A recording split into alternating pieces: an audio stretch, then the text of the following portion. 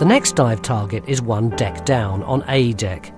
Jim's looking for a suite of cabins occupied by the Duff Gordons, a high society married couple made notorious by the sinking. There's something about the Titanic story that's truth is greater than fiction, where you have the largest ship in the world on its maiden voyage. It's supposed to be unsinkable, and you filled it with all these wealthy and influential people, and the man who designed it is on board, and the president of the company that owns it, and then it hits an iceberg and sinks so slowly that there's all this drama acted out. Sir Cosmo and Lady Lucille Duff Gordon were among the first people to leave the sinking ship.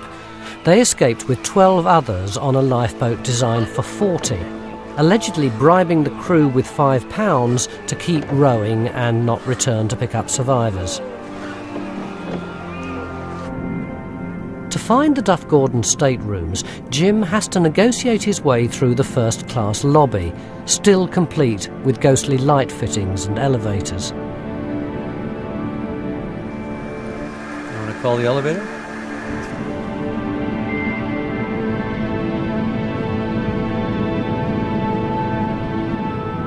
To drive and navigate these bots in such enclosed and collapsed spaces, you need a unique sense of spatial awareness. Operating one of these robot cameras may seem dead easy, just like playing a computer game, but imagine when it's 12,000 feet down and you're looking for some way to get into the ship, and eventually you come across a doorway or just a rusty old hole in the hold, and you're looking upwards and tilting the camera back down again, trying to avoid all the rusticles and the bits of debris dangling from the ceiling, and you're looking for somewhere to go. Maybe you want to go down to the next floor, or there's a corridor down here and you're not sure whether that's the one that you want to explore, and all the time you're trying to avoid snagging your tether, and there's metal twisted in your way, and virtually all the wood except the teak has completely disappeared. It's essential that we keep track of all of the bots all of the time.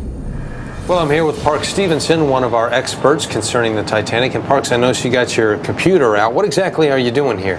Well, I've got a program loaded into my laptop, and it's called the Navigator. It's basically a computer reconstruction of the entire ship, showing all the rooms. And as Jim's bot proceeds through each of these rooms, I'm following along, following his every movements, so that I can keep oriented on where we are, and hopefully keep the audience oriented also. And where is Jim now? He's approaching stateroom A20, which I believe is the stateroom of Lucille Duff Gordon. Excellent. Well, with that said, let's go to Jim now. The door into the Duff Gordon stateroom has completely disappeared.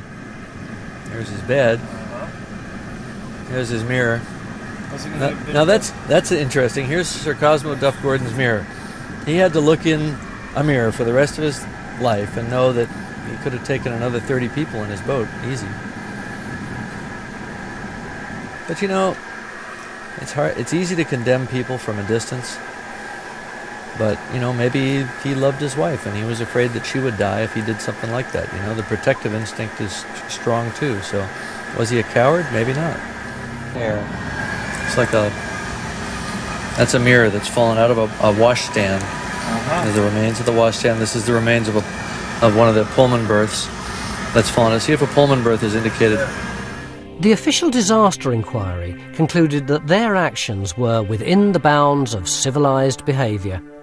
Even so, they carried the stigma of cowardice for the rest of their lives. There's one of those Prometheus heaters, or no? It's a rack that you put your stuff in, your personal effects. It's pretty open above. Oh look! Oh yeah! Oh yes! Now we see what the engraved windows look like. Nice.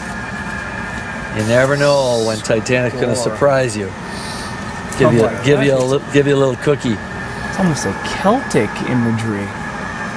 I better get this right, because Parks will have to do a whole CG reconstruction of it. I can see it lying. See the head of the dog here? Here's the eye, ears. It is Celtic. Look at that. And here's the nose. It wraps around. Here's the tail, the hind legs, the front legs. It's like a wolf. And this is Lucille's room. This is definitely Lucille's room. Yeah. Looks like there might be a ship. I think so. Sailing ship. Yeah. Classic sailing ship. Look at that. Yeah. Big billowing sail. Oh, a flying standard. You've got a forecastle, stern castle, and crashing waves. Yeah, a little Celtic nautical motif. That is beautiful. So this is I got a pretty good shot of it there. Cosmo's room. Yeah. Be a little hot. Yep. Line waving all the way up.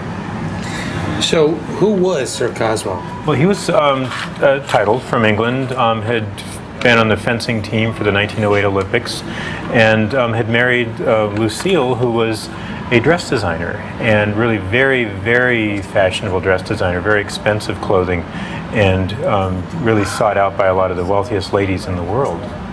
Now, this window, it's not only beautiful, but this design served a purpose. Is that right, Ken? That purpose was to allow privacy for the first-class passengers inside, because on this particular deck, on A deck, there was a promenade outside. Anybody could just walk by and look right in, see what you're doing, especially after dark. So you could raise this from below, and it would allow light in during daylight, but allow that privacy. Spectacular. Now, what would a room like this go for? Oh, about 40 pounds, a little less than 40 pounds. Which would be... it was about $200 in 1912, which, depending upon how you play with the numbers, you could say is as much as like $10,000 today. Incredible. That's just great. The old and the new. Titanic represented the latest and greatest of her period, at the time. And this was considered antiquity and how far shipbuilding had come. This discovery is important. It's the first time anyone has ever seen the design. Nowhere in Titanic's plans was this pattern ever recorded. Purely by chance, this is the only decorated window known to have survived the sinking.